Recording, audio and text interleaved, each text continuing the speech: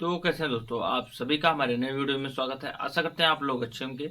इस टाइम चल रहा है सितंबर का महीना।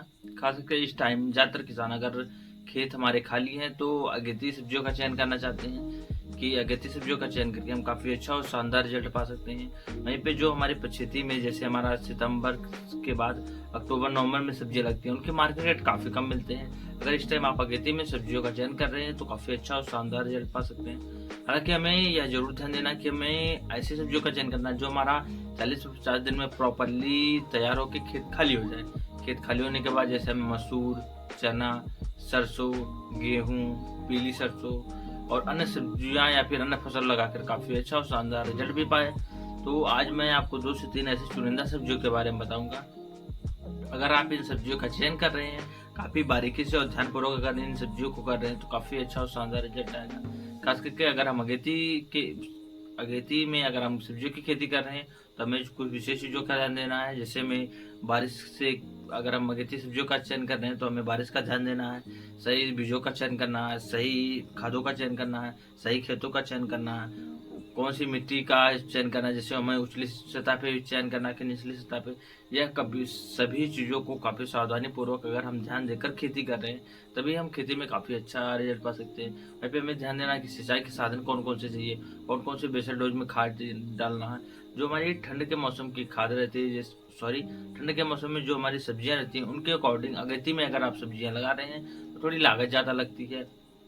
वहीं पे पैदावारी की बात करें तो पैदावारी नॉर्मली ठीक तो रहता है, लेकिन मार्केट रेट जो हमारी नवंबर दिसंबर की सब्जी रहती है उनके अकॉर्डिंग 2 से 3 गुना ज़्यादा मार्केट रेट मिलता है। अगर हम अगेती में कुछ सावधानियां विशेष करके कुछ सावधानियों का ध्यानपूर्वक ध्यान देकर अगर हम इस टाइप सब्जियों का चयन कर रहे हैं तो काफ़ी अच्छा और शानदार रिजल्ट पा सकते हैं। हालांकि दोस्तों हमारे यूट्यूब चैनल पर नए हैं तो चैनल को सब्सक्राइब कर लीजिए, इससे हमारी किसान संबंधित से लेकर पशु संबंधित तक A to Z जानकारी आपको प्रॉपर मिलती रहे। तो दोस्तों आज मैं 3 सब्जियों के बारे में बताऊंगा, जिसमें से पहले नंबर पर इस टाइम है धनिया। मैं हर महीने खास करके बताता हूँ कि अगर आप अगेती में धनिया की खेती कर रहे हैं तो काफी अच्छा और शानदार रिजल्ट पा सकते हैं। वहीं पे अगर आप धनिया की खेती कर रहे हैं तो आपको कुछ विशेष चीजों का ध्यान देना है। पहले नंबर पे हाइब्रिड बीजों का चयन करना है। पहले नंबर पे हाइब्रिड बीजों का चयन करना है। दूसरा आपको ध्यान देना है कि हमें ऊंचे खेतों का चयन करना है जिसमें जल भराव ना हो। अगर जल भराव होने के चांसेस भी तो जल निकासी की उत्तम व्यवस्था रहनी चाहिए। वहीं पे हमारे पास पूरे प्रॉपर साधन रहने चाहिए और खास करके आप ज़्यादा से ज़्यादा मात्रा में सड़ी हुई देसी गोबर की खाद डालिए, जिससे काफ़ी अच्छा और शानदार रिजल्ट आए। वहीं पे ध्यान देना कि हमें देसी खाद के साथ साथ रासायनिक खादों का भी प्रयोग करना है, जिससे हमारी धनिया की जो फसल है काफ़ी अच्छा और शानदार ग्रोथ करे।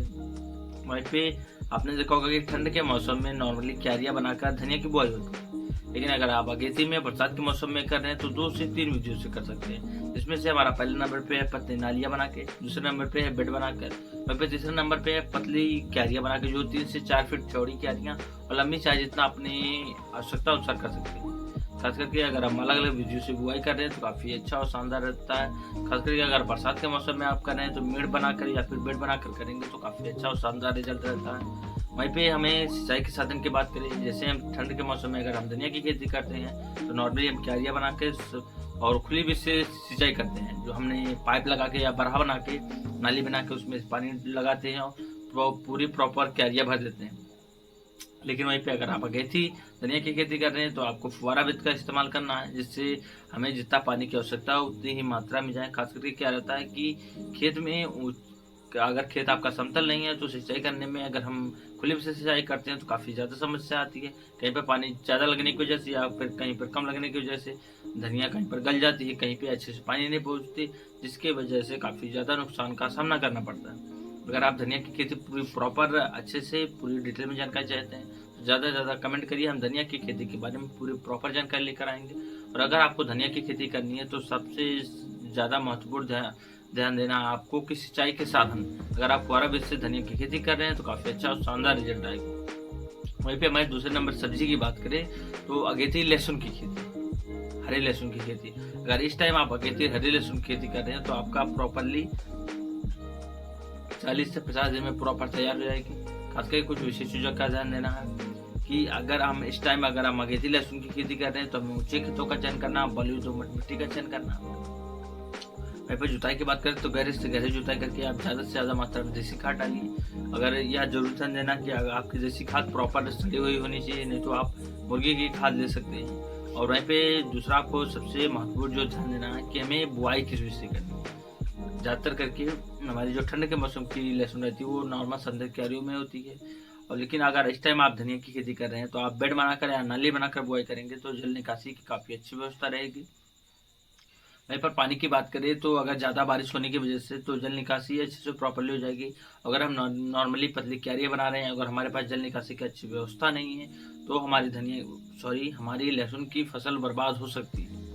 तो आपको अगर लहसुन की खेती के बारे में पूरी A to Z जानकारी चाहिए तो आप ज़्यादा से ज़्यादा कमेंट करिए। हम लहसुन की खेती के बारे में हमने पिछली वीडियो में भी बताया था, आप हमारे YouTube चैनल पे भी जाके देख सकते हैं। हमने लहसुन और प्याज की खेती के बारे में पूरी A to Z जानकारी दी गई, आप जाके देख के पूरी प्रॉपर अच्छे से जानकारी ले सकते हैं। वहीं पे तीसरे नंबर पे बात करें तो हरी प्याज की खेती। इस टाइम जो हमारी फरवरी मार्च की जो हार्वेस्ट प्याज रहती है वो जो छोटी छोटी गंठियाँ रहती है, अगर इस टाइम हम उसकी बिजाई कर रहे हैं, खास करके मैं चौड़े बेड बनाकर या फिर पतली नालियाँ बनाकर या फिर हम मेड़ी बनाकर अगर इस टाइम बुआई कर रहे हैं तो हमको कुछ इसमें ज़्यादा खर्चा नहीं रहता। आप प्रॉपर अच्छे से रासायनिक खादों को अच्छे से डालिए, आपके पास देसी खाद सड़ी हुई ज़्यादा हो, अच्छे से सड़ी हुई हो तो आप रासायनिक खाद का प्रयोग करिए, नहीं तो ना भी करेंगे तो कोई खास ज़रूरत नहीं रहती खादों की। और फिर दूसरा में पे ध्यान देना है कि अगर हम मेड़ बनाकर बुआई कर रहे हैं तो काफ़ी अच्छा और शानदार रिजल्ट आता है। उसके कंद का साइज अच्छा बढ़ता है, उसका ग्रोथ तेजी से होता है, जिससे मार्केट में बिकने में काफ़ी ज़्यादा आसानी होती है। वहीं पे कुछ और विशेष चीज़ों का ध्यान देना है कि जैसे अगर हम हरी प्याज की बिजाई कर रहे हैं, अगर हम उस गड्ढियों को बुआई कर रहे हैं तो यह जरूर ध्यान देना कि हमें निचली खेतों का नहीं चयन करके ऊंचे खेतों का चयन करना चाहिए, जहाँ पे पानी लगने के चांस ना के बराबर है। अगर हम अगेती में कर रहे हैं, इसमें कुछ खास पेस्टिसाइड का छिड़काव नहीं करना रहता, कुछ खास खर्चे नहीं रहते, आपका सिर्फ बुआई का लेबर चार्ज लगेगा, फिर हार्वेस्टिंग का और फिर ट्रांसपोर्ट का ही खर्चा लगेगा, इससे ज़्यादा कुछ खास खर्चे नहीं रहते। इन तीनों सब्जियों को अगर आप अगेती में 20 सितंबर से लेकर आप अक्टूबर के महीने तक लगा रहे हैं तो काफ़ी अच्छा और शानदार रिजल्ट आएगा। आप इन तीन सब्जियों में से किसी भी सब्जी की डिटेल में जानकारी चाहिए तो आप ज़्यादा से ज़्यादा कमेंट करिए, हम उसके बारे में पूरी प्रॉपर जानकारी लेकर आएंगे। खास करके अगर आप इन तीनों सब्जियों का चयन कर रहे हैं तो एक एकड़ में 1 लाख रुपए से लेकर 1.5 लाख रुपए तक आसानी से आप प्रॉपरली कमा सकते हैं, अगर आपने सही से पूरा ध्यान पूर्वक आपने खेती की तो। बाकी दोस्तों जानकारी अच्छी लगी तो वीडियो को ज़्यादा लाइक करें, कमेंट करें, और अभी तक आपने हमारे YouTube चैनल को सब्सक्राइब नहीं किया तो चैनल को सब्सक्राइब जरूर कर लें, इससे हमारे किसान संबंधित से लेकर पशु संबंधित तक पूरी A to Z जानकारी आपको मिलती रहे। बाकी दोस्तों वीडियो पसंद आए तो शेयर जरूर करें। मिलते हैं आपसे अगली वीडियो में, आज के लिए धन्यवाद दोस्तों।